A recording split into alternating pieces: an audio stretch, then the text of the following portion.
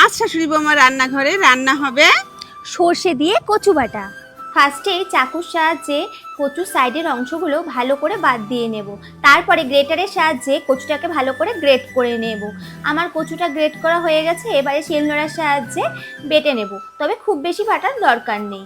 এবারে দিয়ে দেব কিছুটা কালো সর্ষে আর কয়েক কোয়া কাঁচা লঙ্কা আর কিছুটা লবণ দিয়ে সবটা একসঙ্গে ভালো করে বেটে নেব। এবার একটা পাত্রের মধ্যে শিলনোড়ায় বেটে নেওয়া কচুটা রেখে তার মধ্যে দিয়ে দেব বেটে রাখা সমস্ত মশলা।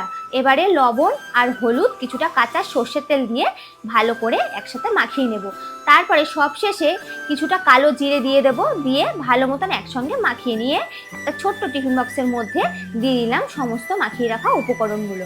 এবারে ওপর থেকে দুটো চিড়ে রাখা কাঁচা লঙ্কা আর কিছুটা কাঁচা সর্ষের তেল ওপর থেকে দিয়ে ঢাকা দিয়ে দিলাম। তারপরে একটা প্যানের মধ্যে কিছুটা জল দিয়ে দিলাম, একটা স্ট্যান্ড বসিয়ে তার মধ্যে ছোট্ট টিফিন বক্সটা বসিয়ে ঢাকা দিয়ে দেবো কিছুক্ষণের জন্য। কিছুক্ষণ পর ঢাকনাটা খুলে নিয়ে এবারে ভাতের সাহায্যে গরম গরম সর্ষে দিয়ে কচু বাটা খাওয়া যাক। চলো দেখি কেমন হলো তার স্বাদ।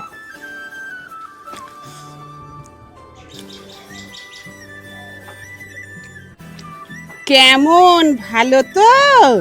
দারুণ।